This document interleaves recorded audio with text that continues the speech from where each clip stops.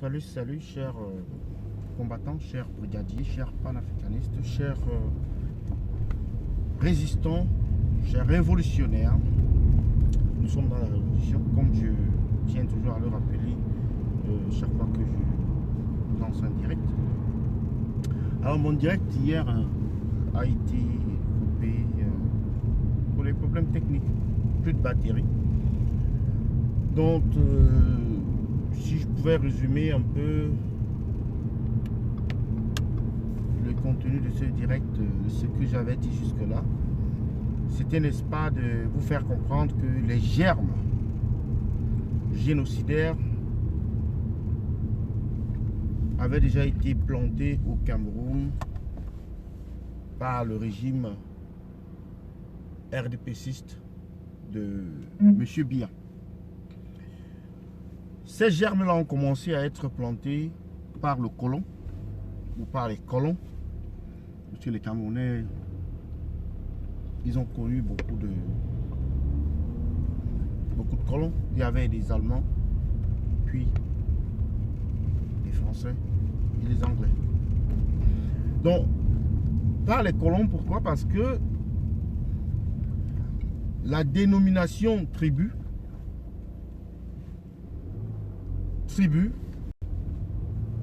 était le début de cette politique qui consiste à diviser pour mieux régner.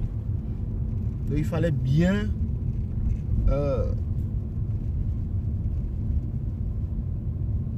départager ces populations-là. Il fallait bien identifier chaque groupe en leur faisant savoir qu'ils sont différents des autres. Ça, c'est une chose. Deux, avec le régime du renouveau, il y a la création de termes élites, suivi des termes allogènes et autochtones. Voilà les quatre expressions qui symbolisent, n'est-ce pas, les germes d'un futur génocide. Et aujourd'hui, ce qui se passe à Sang-Melima, c'est simplement une conséquence de tout cela. Pourquoi maintenant? Simplement parce que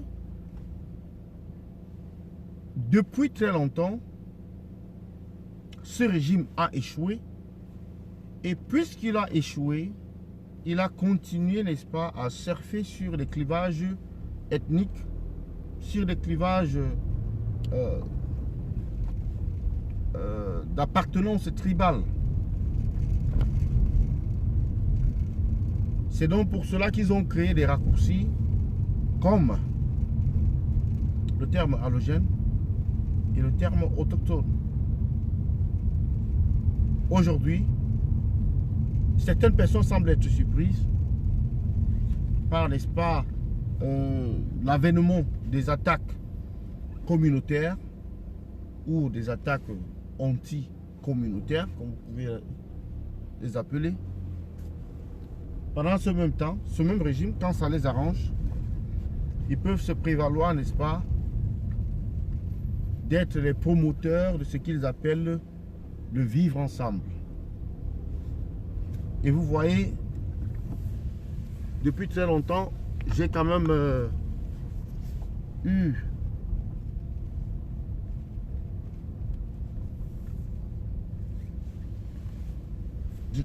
n'est-ce pas, plusieurs opportunités, n'est-ce pas, de vous signaler justement que, un instant s'il vous plaît,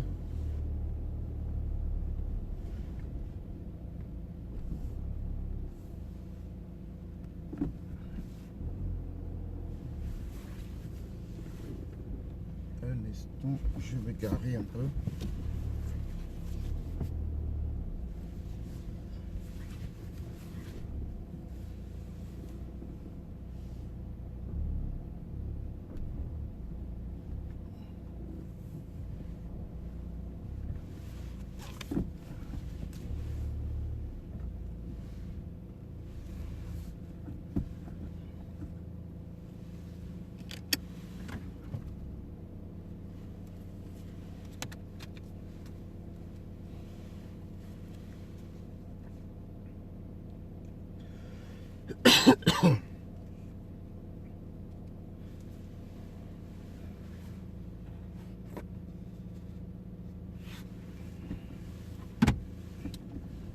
Vous allez m'excuser là, je me garais un peu.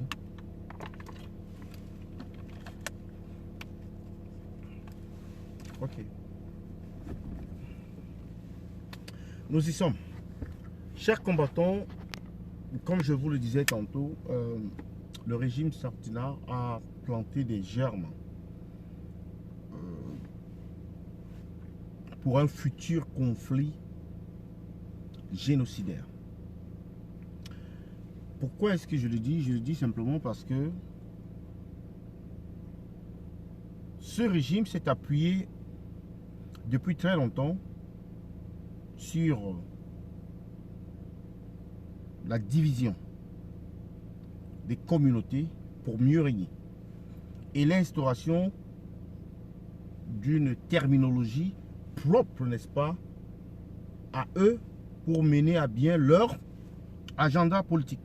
Parce que la politique du RDPC et des Sardina, c'est de rester au pouvoir, c'est de s'éterniser au pouvoir. Donc voilà comment est-ce que ils en sont arrivés là à créer des termes comme allogène et autochtone qui sont en réalité simplement la preuve qu'ils ont échoué.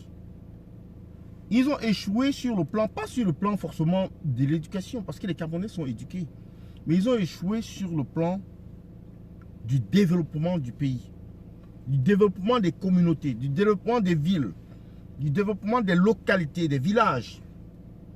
Et donc toute cette jeunesse-là a fui des villages pour essentiellement aller vers des métropoles ou vers des pôles où, me semble-t-il, il y a plus d'opportunités.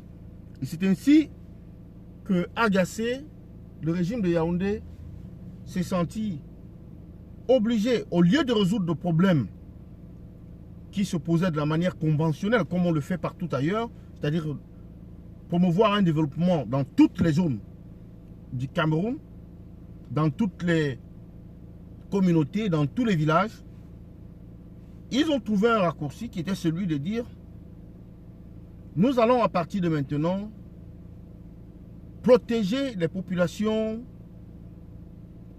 natives des régions en les appelant des autochtones. Ils ont droit d'être protégés. Parce que ce flux de personnes, d'étrangers qui s'emmènent en masse dans ces villes-là risque de créer des tensions. Non. Pour empêcher que ces gens-là viennent dans ces villes, il faut simplement développer leur région. C'est tout. Mais puisque vous êtes incapable de le faire, puisque vous êtes venu trouver un système qui avait déjà été préétabli par les colons, qui ont, n'est-ce pas, fait tout le travail que vous voyez, soit à Douala ou à Yaoundé, c'est eux qui ont construit les routes, c'est eux qui ont construit les immeubles, ainsi de suite. Il y a peut-être quelques-uns de ces immeubles-là qui ont été construits par le président Amadou Ahidjo. Mais le président Biya n'a pratiquement rien construit. Rien. Alors, ce qu'on voit aujourd'hui à San Mélima, c'est simplement la manifestation de cette haine-là que le régime en place a eu à faire la promotion durant des années. Aujourd'hui, on va vous parler des politiques,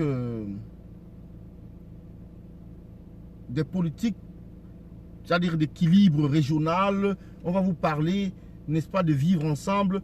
On va vous parler de toutes ces choses, de tous ces concepts-là, qui en réalité sont simplement une création, une conséquence de la faillite de ce régime. Et il y a une seule solution à cela, c'est de se débarrasser de ce régime. Parce que le régime Biya ne pense qu'à s'éterniser au pouvoir.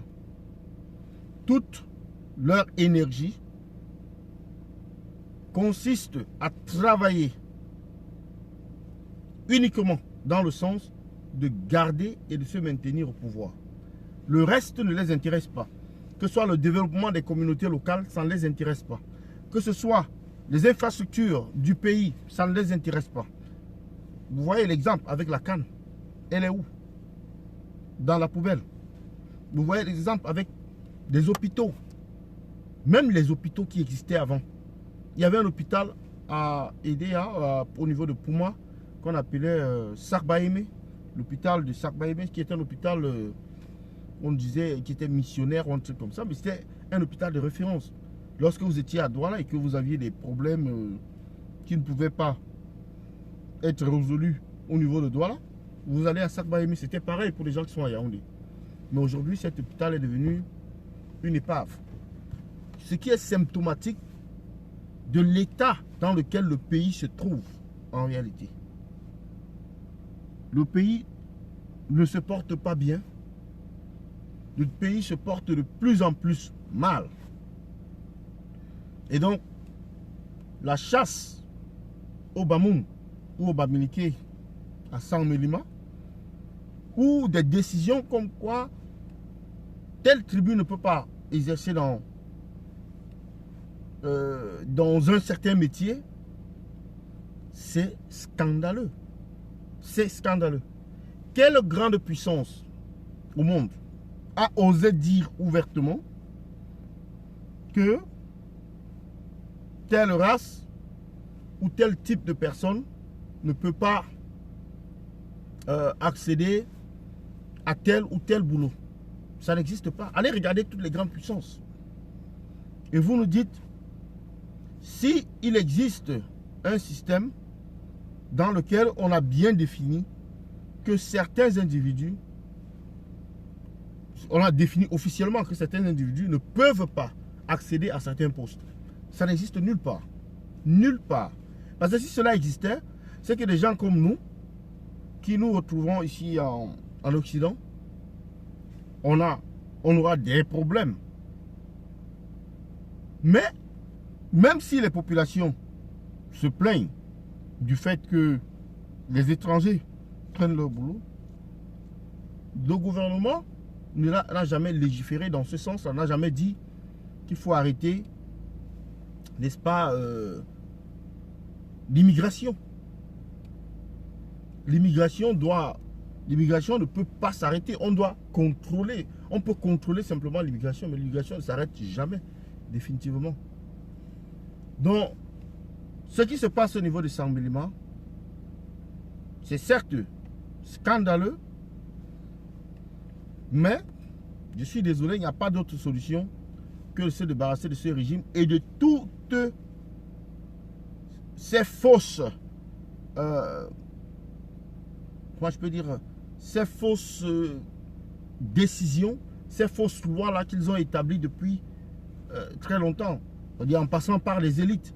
Et là encore, ce sont des élites qui viennent, soi-disant élites, qui viennent un concept vraiment, un concept vraiment erroné, mensonger. Dans le système anglo-saxon, il n'existe pas une telle, comment je peux dire, un tel concept, celui des élites. Vous allez remarquer que cela n'existe que dans des systèmes où il y a une dictature. Et une dictature qui veut se conserver, une dictature qui veut s'éterniser au pouvoir. C'est là où on crée des choses ou des termes comme les tribus, les élites, les allogènes, les autochtones. Donc ce n'est que le début. Tant que le problème de soulèvement va exister, continuer d'exister au Cameroun, les Camerounais à la quête du bien-être vont converger vers les villes qui sont, semble-t-il, les seuls lieux où il y a des opportunités. Et les tensions vont continuer de plus belle. Donc, étant donné que le régime en place est incompétent, il est illégitime, il est illégal, nous devons simplement le balayer. C'est tout. Le problème est résolu. On balaye ce régime-là avec tous ses concepts, avec toute cette art. Et c'est bon. Le régime étant balayé, nous aurons maintenant à nous asseoir entre nous, Camerounais, et puis discuter de notre condition en tant que nation, pays, en tant que peuple. Où est-ce que nous voulons aller? Comment est-ce que nous comptons y aller? Donc c'était ce que j'avais à dire par rapport à ces tensions-là dans le sud à Saint-Mélima. Ce qui va me conduire, n'est-ce pas, au deuxième point qui n'a pas été abordé hier, qui est, n'est-ce pas, le bilan des actions de la BAS à Lyon. Excusez-moi. Alors, Lyon a été un succès. Je vais commencer par là. Pourquoi? Parce que le régime de M. Biya, en France, est chez lui. Ça, c'est un. Et il s'est assuré d'avoir une sécurité maximale. C'est-à-dire les agents de sécurité, les gardes du corps, la sécurité présidentielle, ils ont quasiment doublé. Maintenant, compte tenu du contexte qui était, n'est-ce pas, la conférence sur le sida, sur invitation du président de la République française, il y avait, nous dit-on, 3 chefs d'État qui étaient représentés là-bas ou qui étaient invités. Cela nécessite une sécurité beaucoup plus importante. Et donc, des forces additionnelles ont été envoyées sur le terrain. La BAS, face à cela, devait, n'est-ce pas, faire la reconnaissance, envoyer des taupes ou des agents secrets pour espionner le dispositif de sécurité. En quoi est-ce que cela les aurait aidés? Je ne suis pas très sûr. Mais normalement, c'est ce qu'ils auraient pu faire. Et je vais vous expliquer pourquoi est-ce que je ne suis pas très sûr. C'est parce que lorsque vous avez vu la BAS sur le terrain, beaucoup de gens aujourd'hui critiquent le fait que la BAS était éparpillée ou bien que les agents ou les combattants étaient dispersés. Si les combattants étaient concentrés dans un seul endroit, comme certaines personnes le disent ou bien le souhaitent, ces combattants-là n'auraient presque jamais mené une action quelconque. Parce qu'ils devaient être cantonnés là, maintenus là, par l'important, n'est-ce pas, dispositif, l'important dispositif de sécurité qui a été mis en place pour justement parer à une telle éventualité. Donc la sécurité qui était à Lyon était telle que ça aurait été une erreur pour la BAS de se concentrer sur un seul endroit, ce qui aurait facilité alors bien même la tâche aux policiers et aux gendarmes qui étaient chargés de la sécurité là-bas, dans le sens que personne n'aurait pu échapper à cet encerclement. Donc, ça, c'est ce qui s'est passé à Lyon. Le fait que les gars ont dû s'éparpiller, ça leur a permis de créer des foyers de tension. Ça leur a permis de créer des événements.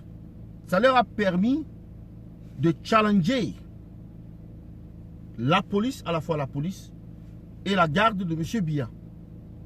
Et c'est ce qui a constitué en réalité l'essentiel des actions là-bas. C'était ça le but. C'était de faire parler la presse. C'était de faire...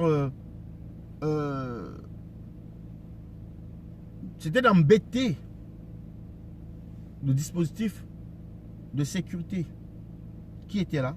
Les policiers, ils couraient à gauche et à droite. Parce que tantôt, il y avait un foyer ici, tantôt, il y avait un foyer là-bas. Or, ça aurait été trop facile. Si on était quelque part, comme les gens disent, il fallait se réunir et tout ça. Oui, on était quelque part, on devait être cantonné là et on n'aurait jamais dû mener une action autre que dans l'endroit où on se trouvait. Donc, le fait que les gars se sont divisés leur a permis de mener des actions. Maintenant, les Sardinards, qui d'ailleurs se sentent chez eux, dans ce territoire-là, les Sardinards ont quand même réfléchi sur des méthodes pour contrer la basse. Et ils ont trouvé une méthode qui était celle de payer des gens et les envoyer, n'est-ce pas, foutre du bordel dans la manif de la basse. Mais quand ces gens-là se retrouvaient là-dedans, parmi les combattants, comment pouvait-on les identifier? Est-ce qu'on avait les moyens pour identifier ces personnes qui sont habillées tout en civil comme ça et qui ressemblent à tout autre combattant? C'est pas tout le monde dans une manif qui participe aux actions. Il y a des gens qui sont en arrière-plan. Il y a des gens qui ne se mélangent pas ou bien qui ne contribuent pas dans les actions. Il y a des gens qui ont leur façon à eux de réagir. Et donc si vous voyez quelqu'un qui est calme là, vous ne pouvez pas dire, il n'est pas écrit sur le visage de cette personne que tel c'est un Sardinard ou tel c'est un élément de la basse. Sauf s'il a un truc distinctif comme le chapeau que je porte ou comme le chapeau de la basse ou comme les drapeaux, c'est-à-dire ou des banderoles aux effigies, soit du président élu, soit des prisonniers politiques ou des choses pareilles. Donc, il est très difficile pour quelqu'un de savoir que tel individu est Sardinard. Mais également, même si on parvient à identifier un Sardinard, que doit-on faire de lui? On doit le violenter, on doit le tabasser. Mais justement, si on le violente, on le tabasse, c'est pour donner une mauvaise image à la basse une fois de plus. Et donc, la basse, même lorsqu'ils ont identifié certains Sardinards, ne les ont pas violentés. Ils les ont laissés libres. Ils les ont respectés. Parce que il ne faut pas qu'on dise que la basse est une organisation ou un groupe de barbares, de gangsters, de casseurs,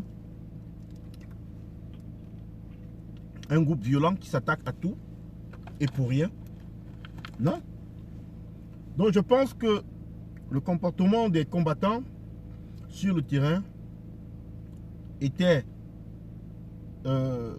bien approprié en fonction, n'est-ce pas, du défi qui était en face d'eux, en fonction du dispositif de sécurité qu'ils avaient à faire face, en fonction, n'est-ce pas, du message qu'on voulait transmettre. Il y a eu des hélicoptères, il y a eu des drones, il y a eu un déploiement tellement impressionnant des forces de l'ordre à Lyon. Des renforts qui sont venus des autres villes, excusez-moi. Donc, pour que quelqu'un vienne aujourd'hui dire que critiquer les actions que la basse a posées à Lyon, c'est maladroit. Cependant, on pouvait faire mieux dans la communication parce que la dernière fois, lors de la manifestation de Bruxelles, j'ai parlé de certaines choses qui pouvaient s'améliorer. La communication. Lorsqu'on organise une manif, il faut qu'on crée, n'est-ce pas, un chargé de communication et porte-parole, un chargé de transport et de la logistique, un chargé d'hébergement, voire même un chargé d'accueil, de toutes ces choses-là. Quelqu'un se retrouve à l'aéroport de Lyon et il paye par exemple 50 à 60 euros de taxi pour venir à l'endroit où il y a la manif. Or, s'il y avait un chargé de transport, il se serait chargé, n'est-ce pas, de faire les navettes entre l'aéroport et le lieu de la manifestation. Et cela coûte beaucoup plus. Ça dit qu'il coûte beaucoup moins aux combattants. Le fait qu'il y a quelqu'un qui va les transporter de l'aéroport pour le lieu de la manifestation, peut-être même, supposons, avec la contrepartie que ces combattants-là vont payer le carburant. Donc, ça va coûter relativement moins cher. Ou on peut même faire autrement, on dote ces voitures-là, n'est-ce pas, d'un bon de carburant, un plein de carburant. Et avec cela, ils font des allers-retours sur l'aéroport. Les combattants qui sont sur place mettent leur voiture à la disposition, n'est-ce pas, de la base. C'est ce qu'on devrait penser à faire les prochaines fois. Parce que déjà, se déplacer pour arriver au lieu des manifestations, ça coûte cher. On ne peut pas, n'est-ce pas, prendre cela et ajouter également des dépenses comme le taxi, 60 euros pour un trajet, c'est trop. On peut faire mieux. Donc, sur Lyon, je pense que la BAS a réussi son coup. Oui, certes, il y a eu des blessés, certes, il y a eu des personnes interpellées, certes, il y a eu, n'est-ce pas, des micmacs. Mais on ne peut pas se limiter à ces micmacs-là comme étant une évaluation compréhensive, n'est-ce pas, de la marche. La marche a fait l'objet des articles dans des journaux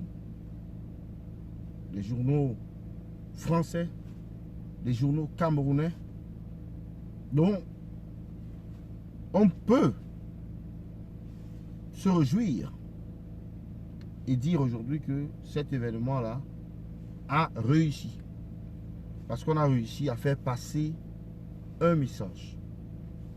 Donc, c'est ce que j'avais à dire par rapport aux marches. Et j'en profite une fois de plus pour saluer, n'est-ce pas, les combattants qui se sont fait agresser physiquement à Lyon par l'esprit du régime. J'en profite également pour saluer ceux des combattants qui ont, n'est-ce pas, été victimes de gaz lacrymogènes. J'en profite également pour saluer certains des combattants qui ont été en garde à vue, ceux qui ont été hospitalisés, etc. etc. On ne fait pas les omelettes sans casser les œufs. Donc, sur ce, je vais devoir vous quitter. J'ai le boulot qui m'appelle. Bonne journée à vous.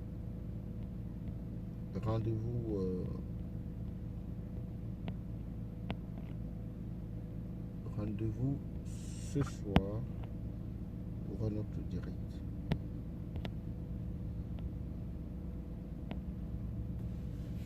C'était le Balin de Ingui. Bon début de semaine à vous. Bonne journée. À bientôt.